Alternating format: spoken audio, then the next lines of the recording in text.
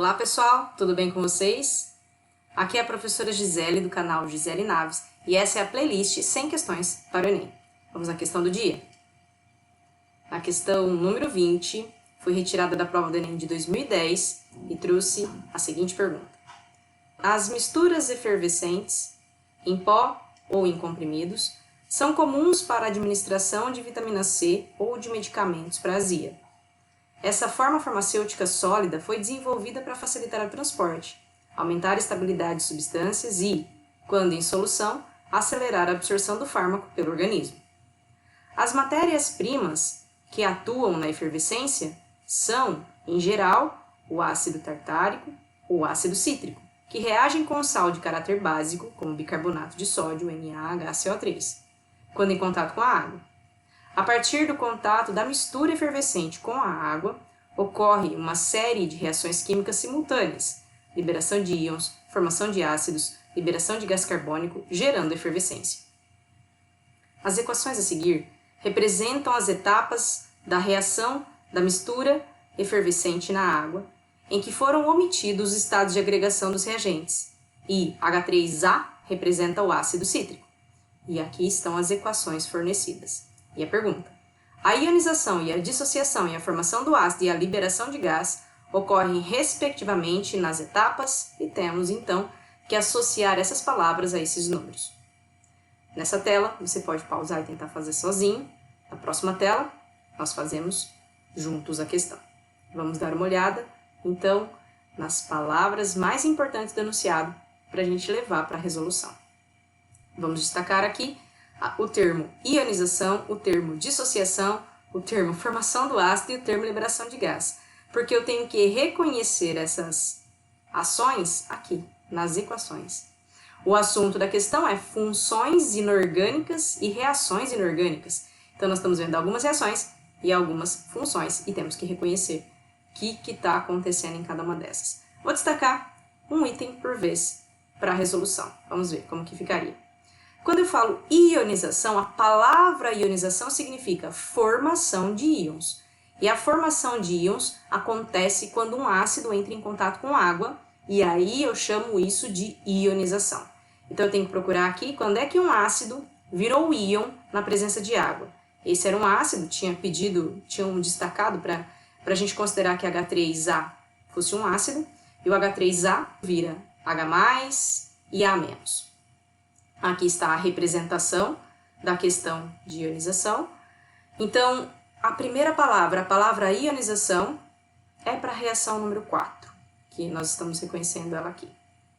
A número 4 está na alternativa E, está na alternativa C e está na alternativa A ionização. Na sequência, foi dito o termo dissociação iônica. Dissociação iônica significa liberação de íons. Isso acontece com sais e com bases. Então, eu vou ter que visualizar alguma substância formando íon, partindo de um sal ou de uma base. Procurando pelas alternativas, pelas opções, aqui, você repara que essa primeira substância, NaHCO3, é um sal e ele está virando íons. Então, aqui nós temos uma dissociação.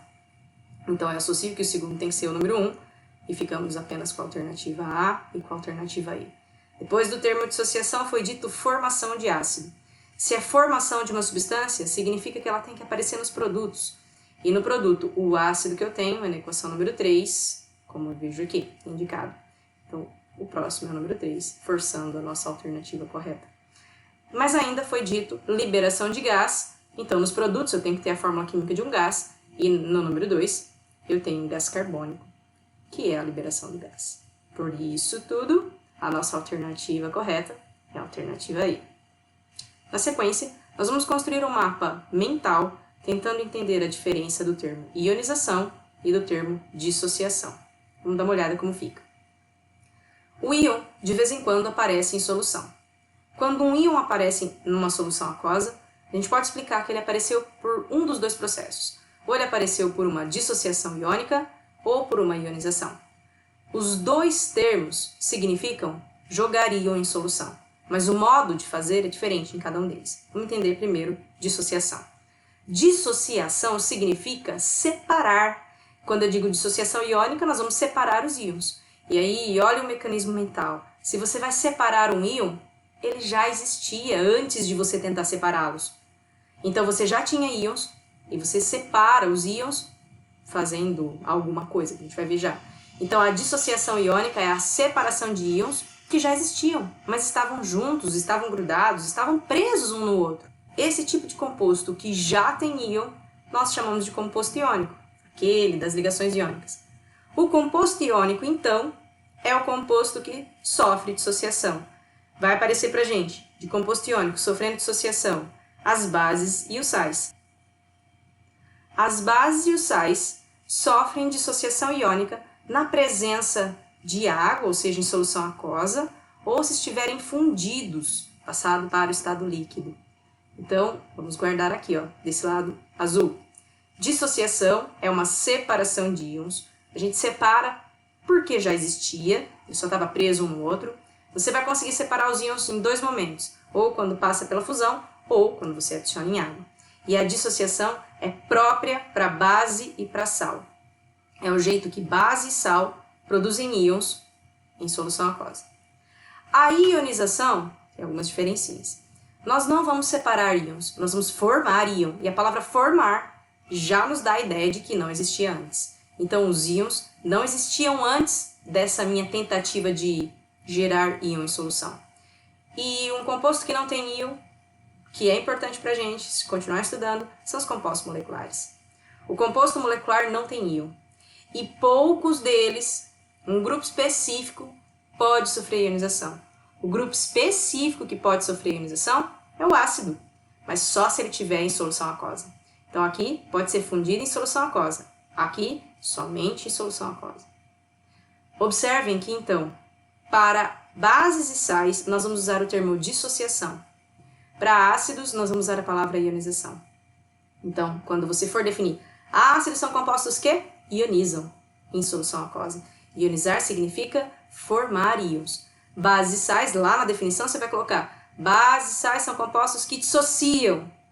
Então, separam seus íons. Essa basicamente é a diferença entre o termo dissociar e ionizar. O fim é o mesmo, gerar íon em solução. Aqui na dissociação, você vai separar os íons. Na ionização, você vai formar o íon. Na dissociação, o íon já existia. Na ionização, o íon será fabricado devido à presença da água. Tem uma dica para você fixar. A palavra dissociação começa com a letra D. Bases e sais começam com B e com S. Consoante, consoante, consoante. A palavra ionização, uma vogal, e o ácido, uma vogal. Então guarda dissociação, bases e sais, consoante, consoante, consoante. Ionização com ácidos, vogal com vogal. Esse foi o fim do nosso mapa mental e eu espero vocês para a nossa próxima questão.